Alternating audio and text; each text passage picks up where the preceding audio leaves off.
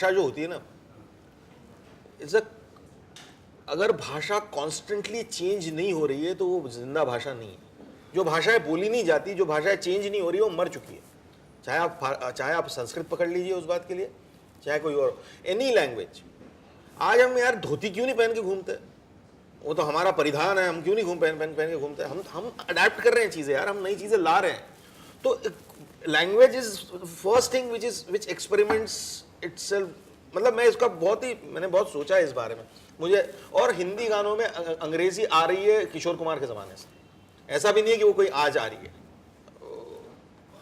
आज उसमें थोड़े से और डेयर कर रहे हैं कि सेंटेंसेस अंग्रेजी में डाल रहे हैं, या हम कह रहे हैं कि give me some sunshine, give me some rain, give me another chance, I want to grow up once again. But the country is speaking that language now, and I have to, when I'm writing a film like Three Idiots, see what happens. I'll just explain it a bit. Like we all are talking about things. As a lyric writer, I have to also understand the character of the film. The character means the language of the film. When I write a Parinita, so I have 60s, I have Bengal, I have that sweet, mushy, mellow lyricism, पियो बोले पिया बोले दिल की, और I wrote good poetry there, a little classy poetry there. When I write for Khoya Khoya Chand, the milieu is 1950s. Hindi film industry dominated by Urdu poetry. Sahir साहब, मजरू साहब, जानिसार अख्तर साहब, उस तरह की पोइट्री हो रही है, मजाक आ रहे हैं, मंटो लिख रहे हैं। तो मैंने कोशिश की कि क्यों खोए खोए चांद की फिराक में, तलाश में उदास है दिल क्यों। तो मैं अपने लफ्ज़ भी उस हिसाब से चुनता हूँ। क्यों अपने आप से खफा खफा जरा जरा सा नाराज है, मतलब ये मंजिले उर्दू पोइट्री का उसमें ज़्यादा आता है। तीसरी फिल्म में करता हूँ लगेरो मुन्ना भाई, इमीडिएटली मेरा लैंग्वेज का कैरेक्टर चेंज होता है, क्योंकि वो फिल्म का कैरेक्टर दूसरा है। मैं गांधी के भी बारे में गाना लिखता हूँ तो मैं बंदे में था दम लिखता हूँ, मतलब या मैं लिखता हूँ कि ये भाई हुआ क्या समझो हो ही गया, या बोले तो कैसी होगी खोपड़ी के खोपचे में खलबली मचा है। All that starts coming in. Now, when I write songs for Three Idiots, which is like contemporary modern English engineering college, मुझे एक पहला ऑब्स्टेकल मेरे सामने आता है कि जबान क्या रखूं इसकी, ये किस भाषा में गाने लिखूं। इसमें अगर मैं थोड़ी सी भी कोई ऑर्नामेंटेशन करना शुरू कर दूंगा उसको भाषा का, उसको कुछ ज्वेलरी पहनाना शुरू कर दूंगा, फॉल्स लगेगी। क्योंकि ये बंदे ये जीन्स और टी शर्ट पहन के जो बैठे हुए हैं, इनको नो नॉनसेंस गाइज, उनको कुछ भी ज्यादा लोड नहीं चाहिए लाइफ में।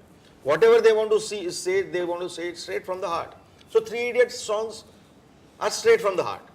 there is a thought, there is philosophy, but there is no ornamentation of words, there is no smart play of words. कहीं पे मैं कोई एक जैसे मैं खोया खोया चांद में मैंने मजाज यूज किया था एक गाने में, तो उसमें कहता है जी में, ये मजाज की पोएम है, जी में आता है मुर्दा चांद तारे नोच लूँ, इधर भी नोच लूँ उधर भी नोच लूँ, एक दो का जिक्र क्या मैं सारे नोच लूँ। ये मजाज नाम के एक पोएट थे, जावेद अख्तर साहब के मामा, उन्होंने लिखी हुई लाइनें थी। तो मुझे सुधीर ने कहा था कि यार ये लाइनें, तो मैंने वैसी यूज कर ली वो। तो मैंने उसका एक रिप्लाई वहाँ पे लिखा है कि क्यों आज इतना वहशी है मिजाज में मजाज है ए गमे दिल। अब ये सब काम मैं उर्दू पोइट्री के काम में कर सकता था, यहाँ पे मैं इतना ऑर्नामेंटेशन और इतनी बड़ी बड़ी बातें करने जाऊंगा तो मुश्किल हो जाएगी। तो पहली बात है कि गाने होने चाहिए स्ट्रेट फ्रॉम द हार्ट, जबान जो चाहे, अंग्रेजी आ जाए तो अंग्रेजी। आधे बच्चे अंग्रेजी गाने सुनते हैं, आधे लोग हम लोग वैसे हैं। तो फिल्म्स भी डिसाइड करती है, इन माय केस एटलीस्ट ये उसका जर्नी। आर इंडियन सिनेमा में अभी भी कई सारी चीज़ें हैं जो हम लोग अभी बहुत सारी कुछ चीज़ें करनी चाहिए हमको क्रिएटिवली, वो हम लोग नहीं करते। हमारा जो सबसे कमज़ोर एरिया है वो है स्क्रिप्ट्स का। हमारा जो सबसे कमज़ोर एरिया है जो हम अपनी स्टोरीज़ नहीं सुनाते, हम आधी तो उन्हीं की स्टोरीज़ उन्हीं को सुनाते हैं। DVDs लेके आते हैं और उसको हिंदुस्तान में अडाप्ट करते हैं और फिर उसको ऑस्कर्स के लिए नॉमिनेट करने की बात करते हैं। मतलब हम तो कमाल की सोसाइटी है, कोई टेंशन नहीं हमको। लेकिन हाँ, एज हम अपनी स्टोरीज नहीं सुनाते। एक ज़माना था जब 50-60 की वक्त की जब आप बात कर रहे थे तो लोग अपनी स्टोरी सुना रहे थे, हिंदुस्तान की कहानियां सुना रहे थे। एक आदमी गांव से शहर आ रहा है, वो क्या प्रॉब्लम्स फेस कर रहा है, टिल दीवार, टिल त्रिशूल, ये यहाँ पे हमको हिंदुस्तान का एक नया चेहरा दिखाई दे रहा था, हमको बदलता हिंदुस्तान दिखाई दे रहा था, क्या क्या चेंजेस हो रहे थे, पुरानी जनरेशन के साथ नई जनरेशन का क्या झगड़ा है वो दिखाई दे रहा था बहुत जोरों से।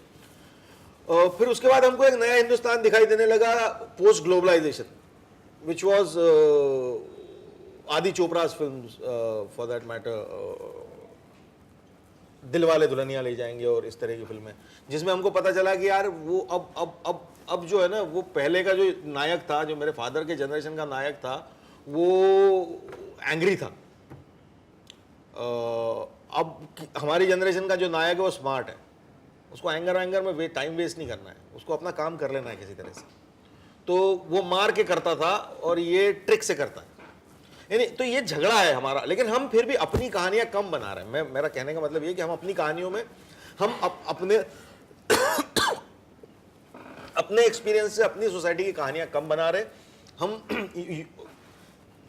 हम यूएस क्या करता है वो देखते हैं और वैसा कुछ करने की कोशिश करते हैं। हम हमारे यहाँ पे हजारों लाखों कहानियां हैं हमारी अपनी, तो वो हम नहीं करने की कोशिश कर रहे। रही बात पुराने अच्छे और नए बुरे की, अच्छा और बुरा दोनों वक्त में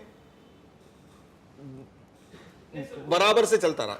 मेरा कहने का मतलब ये है कि ये लड़ाई मेरे फादर की जनरेशन की उनके फादर के जनरेशन की भी साथ थी। ये फिल्म के गाने सुनते थे तो वो मेरे फादर के फादर जो थे उनको तो फिल्म के गाने से ही नफरत थी कि यार तुम सुनना हो तो बेगम अख्तर को सुनो, या तुमको सुनना हो तो क्लासिकल म्यूजिक सुनो, ये क्या फिल्मी गाने लगातार सुनते रहते हो। नेक्स्ट जनरेशन में अब हमको कह रहे हैं कि यार ये क्या सुन रहे हो, किशोर कुमार को सुनो। ये तो ये लड़ाई हमेशा ही चलती रही है। लेकिन उसके साथ साथ ये देखना जरूरी है कि अच्छा बुरा उस वक्त भी हुआ था। सुधीर मिश्रा एक बड़ी अच्छी बात बोलते हैं कि not that everything which is old is not a classic, and ये भी जरूरी नहीं कि whatever is new is modern. So हम वो अच्छा या बुरा वो पैमाना दूसरा है। और फिल्म इंडस्ट्री कमर्शियली सोचती है तो वो तो सोचेगी, क्योंकि कॉमर्स इन्वॉल्व है, क्योंकि पैसे लगते हैं फिल्म बनाने में, फोकट में थोड़ी बनती है यार। एक 25-25, 30-30 करोड़ रुपए खर्च होते हैं किसी आदमी के, उसको बाहर निकालने के लिए 25-30 करोड़। तो वो अगर उस पैसे से को और पैसे में नहीं बदलने की अगर उसको नहीं मिलेंगे तो कैसे बनेंगी फिल्में। तो कॉमर्स तो इन्वॉल्व है ही, हमेशा से था और रहना भी चाहिए।